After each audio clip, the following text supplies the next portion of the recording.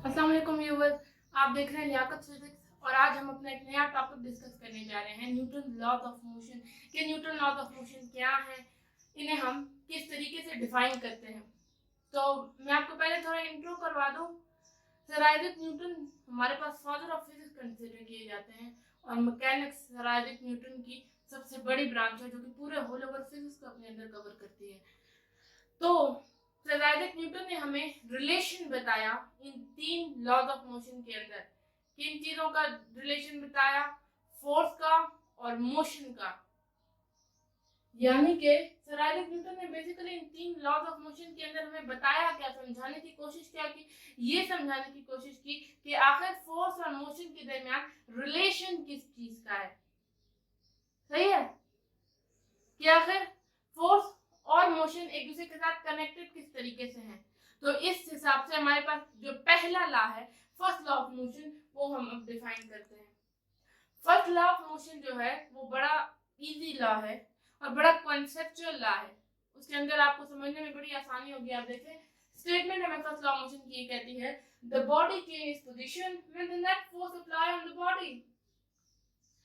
First law of motion हमें ये बात बताता है, जो कि सुनने और कहने में बड़ी आसान लगती है, कि हर बॉडी जो है वो अपनी पोजीशन में रहती है।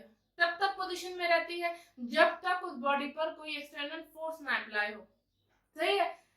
राइटर में बताने की कोशिश कर रहे हैं, हमें सर आइजैक न्यूटन ये कॉन्सेप्ट देने की कोशिश कर रहे हैं कि हर बॉडी खा वो रेस्ट में है तो वो रेस्ट में रहने की कोशिश करती है, खा वो अगर वो बॉडी मोशन में है तो वो अपना मोशन कंटिन्यू रखने की कोशिश करती है तब तक जब तक उस पर कोई नेट फोर्स अप्लाई ना हो। आप सपोज करें कि हमारे पास एक चेयर है जो कि रेस्ट पर है, अब वो रेस्ट में ही रहेगी, तब तक वो रेस्ट में रहेगी जब तक कोई पर्सन आकर उस पर फोर्स अप्लाई ना करे, उस पर बैठने के लिए उसे पीछे ना करे, तब तक वो बॉडी रेस्ट में ही रहेगी। लेकिन जैसे ही कोई पर्सन आता है उस पर एक्सटर्नल फोर्स अप्लाई करता है, वो अपनी पोजीशन चेंज कर लेगी। सही है। इस तरह से हम मुख्तलिफ कैजुअल एग्जांपल्स ले लेते हैं। हमारे पास एक बैग है, वो बैग रेस्ट में है, लेकिन जैसे ही कॉलेज जाने का टाइम होगा आप अपना बैग लेंगे। अब हमने उस पर एक्सटर्नल फोर्स अप्लाई की जिसकी वजह से उस बैग की पोजीशन चेंज हुई। तो ये जो लॉ है हमारे पास, फर्स्ट लॉ ऑफ मोशन, ये हमें ये बताता है कि कोई भी बॉडी हो वो अपनी जो पोजीशन है वो तब तक चेंज नहीं करती जब तक कि उस पर कोई एक्सटर्नल फोर्स ना अप्लाई हो, यानी कि बाहर की कोई फोर्स अप्लाई ना हो। कहीं पर आप इस टर्म को पढ़ेंगे कि net force apply on this, जैसे कि मैंने भी यहाँ पर नेट फोर्स लिखा है। नेट फोर्स क्या होती है? Sum of all forces apply on the body. Net force का क्या मतलब है? सम ऑफ ऑल फोर्सेस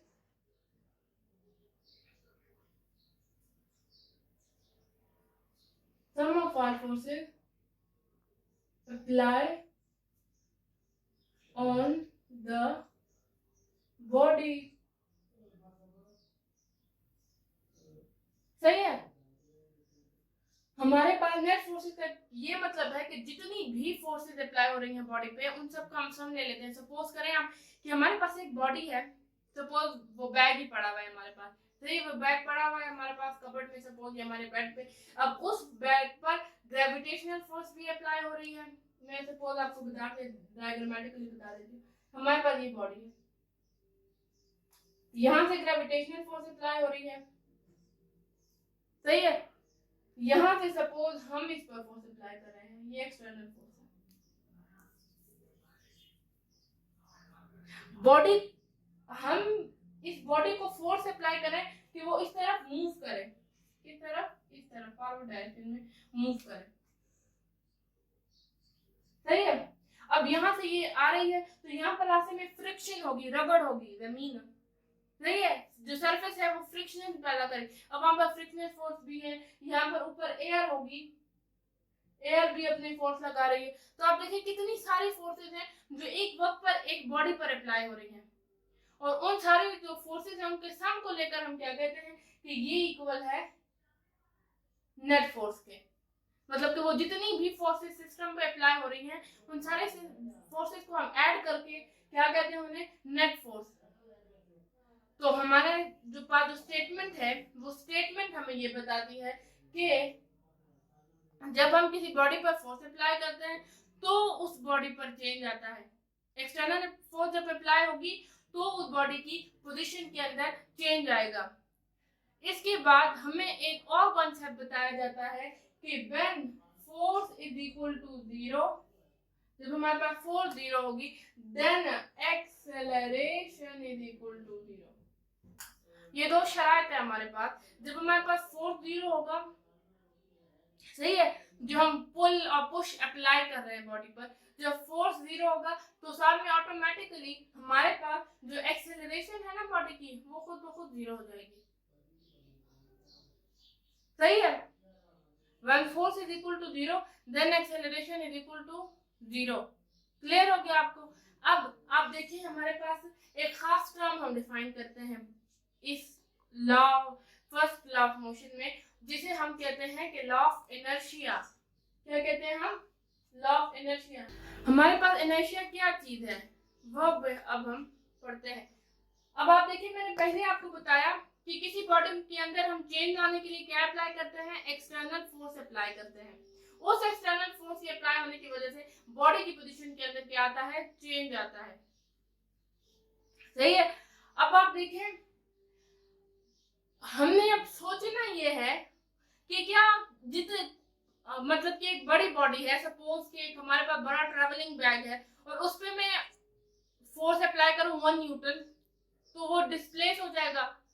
और अगर वही फोर्स मैं अप्लाई करूं अपने स्कूल के बैग पे या कॉलेज के बैग पे, जिसका वेट कम है as compare to travelling bag से, तो वो भी इतनी जल्दी डिस्प्लेस होगा। सोचने वाली बात है ना कि आखिर कितनी फोर्स हम अप्लाई करते हैं तो वो बॉडी जो है वो अपनी पोजीशन चेंज करती है। तो वो किस पे डिपेंड करता है? वो कि हम कितनी फोर्स अप्लाई करेंगे, मास पे अप्लाई करता है। और मास के साथ एक और प्रॉपर्टी क्रिएटेड है, उसे हम कहते हैं इनर्शिया। यानी कि वो जो प्रॉपर्टी है बॉडी की, वो कनेक्टेड है बॉडी के डिस्प्लेस होने से, बॉडी की पोजीशन में चेंज आने के। तो उस प्रॉपर्टी को हम क्या कहते हैं? इनर्शिया। इनर्शिया को हम डिफाइन इस तरह करते हैं, the property of a body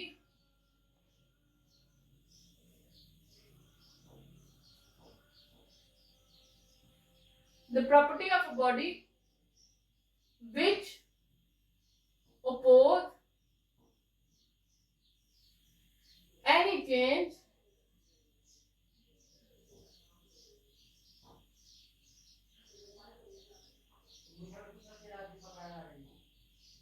in its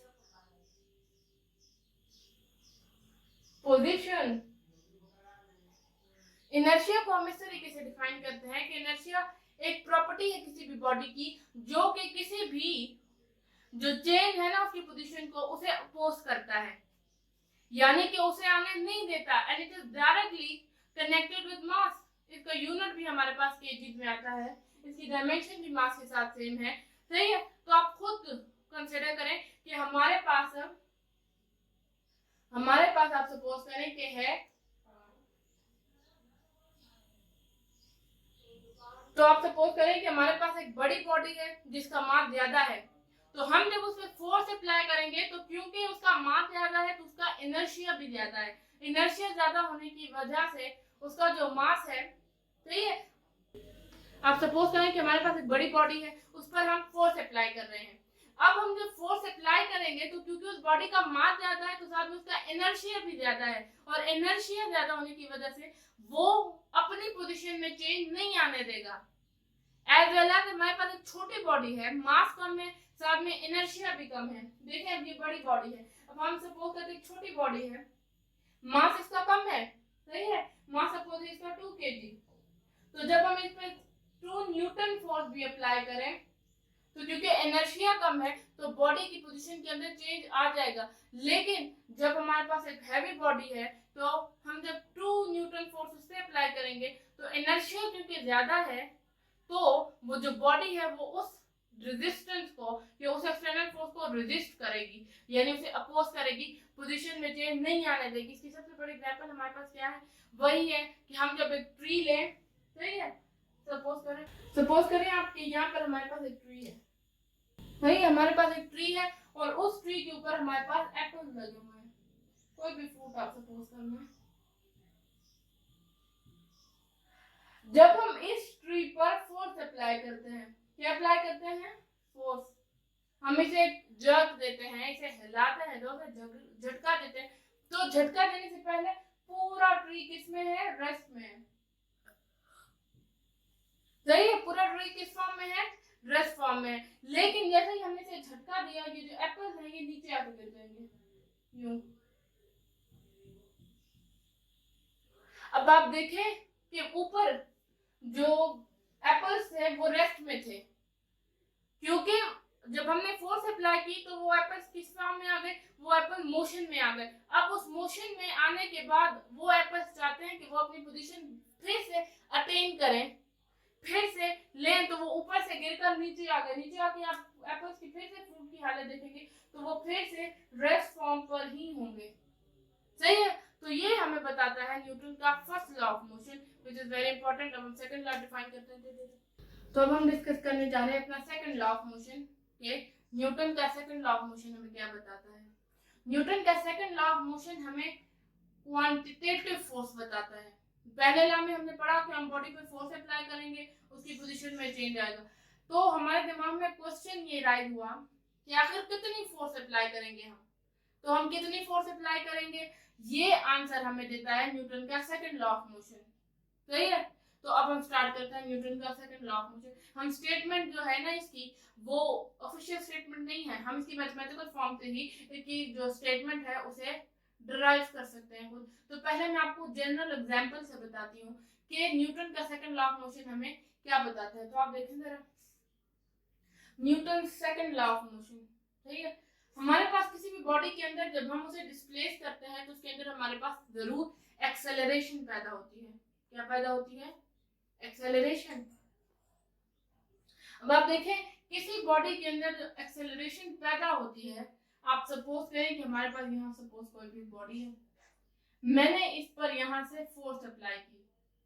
force apply होने की वजह से इस बॉडी की स्पीड में चेंज आया, इसकी पोजीशन में फर्क आया, तो यहाँ पर क्या पैदा हुई? एक्सेलरेशन पैदा हुई। तो एक्सेलरेशन हम देखिए, जितनी ज्यादा हम फोर्स अप्लाई करेंगे इतनी ज्यादा एक्सेलरेशन पैदा होगी। सही है, जितनी कम अप्लाई करेंगे इतनी कम अप्लाई होगी, फोर्स अप्लाई करेंगे इतनी कम हमारे पास एक्सेलरेशन पैदा होगी। तो एक्सेलरेशन और फोर्स का हमारे पास डायरेक्ट रिलेशन है, which is equation number 1. While on the other hand, force, acceleration और मास का हमारे पास इनवर्स रिलेशन है। यानी कि सपोज करें आप कोई भी बॉडी है, उसमें मैंने अप्लाई की फोर्स F, और जिसकी वजह से उसमें पैदा हुई क्या? एक्सेलरेशन पैदा हुई। अब अगर इस बॉडी का मास कम होगा, देखें आप विजुअलाइज करें जरा इस सीन को, कि मैंने बॉडी पर फोर्स अप्लाई की जिसकी वजह से उसमें एक्सेलरेशन पैदा हुई, यानी कि उसकी स्पीड में चेंज आया, उसकी वेलोसिटी में चेंज आया। अब आप जरा सोचिए कि अगर ये बॉडी का मास कम होगा, बॉडी का मास अगर कम है तो मैं उस पर फोर्स अप्लाई कर रही हूँ, तो मास कम होने की वजह से उस बॉडी के अंदर एक्सेलरेशन ज्यादा पैदा होगी, वो कम फोर्स में भी ज्यादा स्पीड से जा सकेगा। ऑन द अदर हैंड अगर मास ज्यादा होगा तो सीधी सीधी सी बात है कि मास ज्यादा है तो फोर्स अप्लाई करो भी हम, तो एक्सेलरेशन कम पैदा होगी, बॉडी की स्पीड में कम इजाफा होगा। आप खुद सपोज करें कि आपके पास बाइक है और आप बाइक को धक्का दे रहे हैं, तो आपको ज्यादा फोर्स अप्लाई करनी पड़ेगी और स्पीड भी कम कम बढ़ेगी। लेकिन जैसे ही आप अगर एक साइकिल लेते हैं तो साइकिल पे आप कम फोर्स अप्लाई भी करें तो उसकी जो एक्सेलरेशन है वो तेजी से बढ़ेगी। यानी कि मास का एक्सेलरेशन के साथ इनवर्स रिलेशन है। अगर एक्सेलरेशन ज्यादा पैदा करनी है तो मास कम होगा, और अगर एक्सेलरेशन हमें कम चाहिए तो हम मास ज्यादा लेंगे। फोर्स केप्ट कांस्टेंट, फोर्स दोनों पे सेम है। सही है, तो हमारे पास एक्सेलरेशन और मास का इनवर्स रिलेशन, हम इन दोनों इक्वेशन को अब ज्वाइन कर लेते हैं। So acceleration is directly proportional to F divided by m। Proportionality को खत्म करने के लिए हम लगा लेते हैं कि कांस्टेंट इज इक्वल टू 1।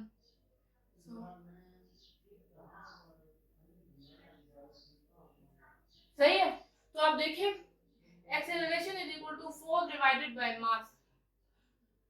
अब यहाँ से हम एक्सेलरेशन को फिर फाइंड कर सकते हैं। अगर हमारे पास फोर्स और मास मौजूद है, अगर हमें फोर्स चाहिए तो हम इधर फोर्स को ले आएंगे, तो F is equal to ma बन जाएगा हमारे पास। सही है। तो इस इक्वेशन से हम फोर्स को भी फाइंड कर सकते हैं, मास को भी फाइंड कर सकते हैं, एक्सेलरेशन को भी फाइंड कर सकते हैं। और न्यूटन के इस लॉ को हम क्वांटिटेटिव लॉ कहते हैं, यानी इस लॉ के जरिए से हम मुख्तलिफ क्वांटिटीज की मेजरमेंट कर सकते हैं। क्लियर हो गया आपको? अब हम न्यूटन के थर्ड लॉ की तरफ जाते हैं। तो अब हम डिफाइन करने लगे हैं न्यूटन के थर्ड लॉ ऑफ मोशन को, कि न्यूटन का थर्ड लॉ ऑफ मोशन हमें क्या बताता है। तो Newton third law of motion states that the every action we have, Newton's third law states that the every action have equal reaction but it is opposite in the direction.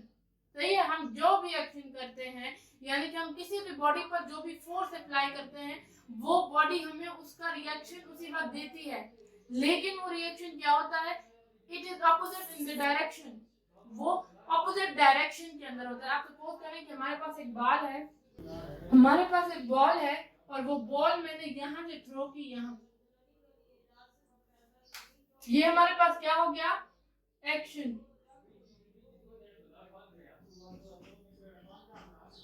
सही है।